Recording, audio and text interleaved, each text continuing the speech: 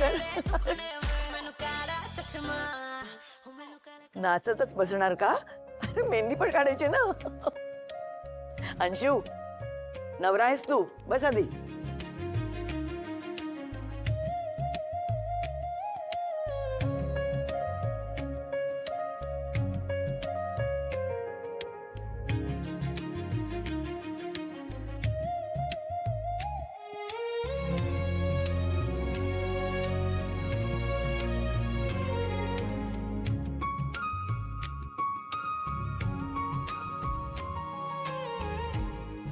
बस बस बस झालं. मुलगी नाहीये मी, बस झाली एवढी मेहंदी. चला तुमचं चालू द्या, मजा करा. मी आलो, थोडे कॉल्स करून येतो.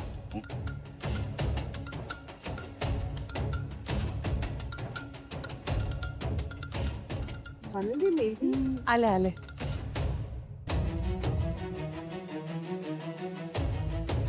हो, अंशूचं, आपल्या अंशुमनचं लग्न ठरलंय. नाही विश्वास बसत नाही खरंय. म्हणजे आदिराचं लग्न झालं तेव्हाही असंच झालं होतं. पोरं आपल्या डोळ्यासमोर इतकी पटापट मोठी होतात आणि त्यांच्या त्यांच्या संसाराला लागतात, विश्वास बसत नाही कधी कधी. तुम्ही नक्की येताय आणि आहेर आणायचं नाहीये. तुमचं येणं हेच आमच्यासाठी सगळ्यात महत्वाचं आहे. अर्थात फॅमिलीला घेऊन यायचंय. नक्की नक्की या, वाट बघतोय. हा, विसरायचं नाही. ठीक आहे. Yes, bye bye. हे ना, लग्नाचे फोन असतात ना, सतत प्रत्येकाला तेच तेच सांगायचं. मग मुलगी कुठली मिळाली, कशी आहे, कसं बोलणं झालं, एकच गोष्ट सगळ्यांना सांगून सांगून कंटाळा येत नाही का आपल्याला? तेच चाललंय माझं. आणि एका दिवसात प्रत्येक फोन मागे जर 5-5, 10-10 मिनिटं जायला लागली तर तुमचा अख्खा दिवस वाया गेला हे सगळं सांगणं, हो की नाही?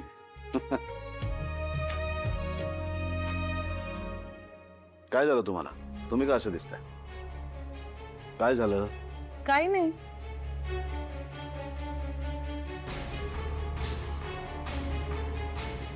स्वानंदी मॅडम, तुमचा चेहरा ठीक आहे मग. ओके, नक्की यायचं फॅमिली सकट लग्नाला. Okay, bye, see you. मम्मा, मम्मा, मम्मा, काय झालं? कुठे आग लागलीये? आगच लागली असं समज मम्मा. म्हणजे तुला विश्वास बसणार नाही ना असं ऐकून आले मी आता. अगं अप्पी, काय ऐकलं ते सांगा. उगाच सस्पेन्स क्रिएट करू नको प्लीज. मला लवकर सांग. ओके, सांगते सांगते.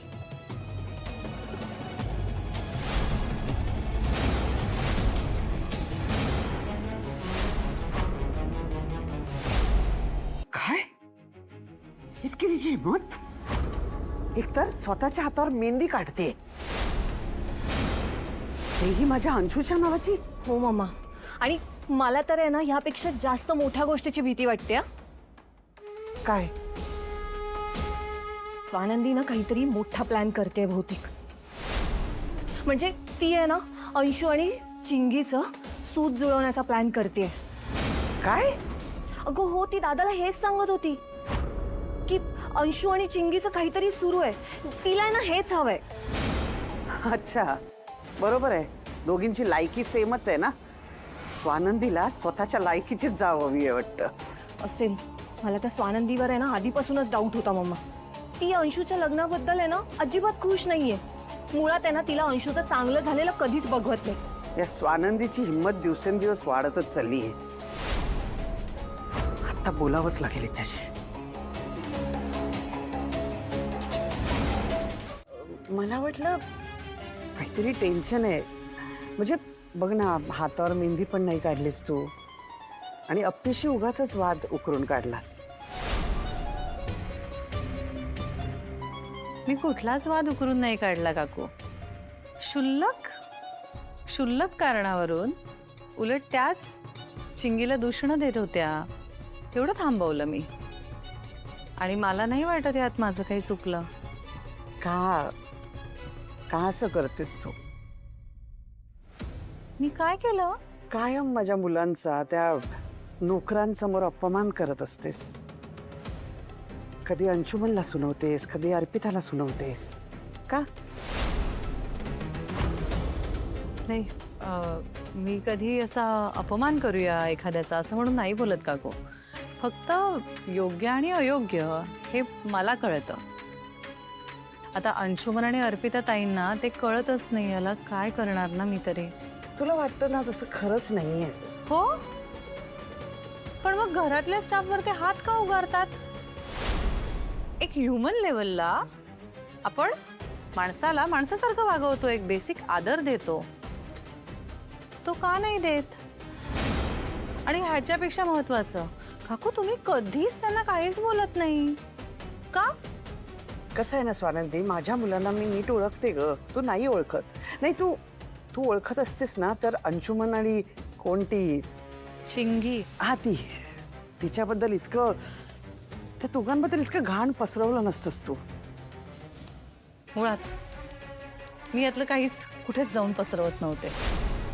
इनफॅक्ट हे बोलणं सगळं इथे एकांतात झालं होतं आमचं. मग तुम्हाला कसं कळलं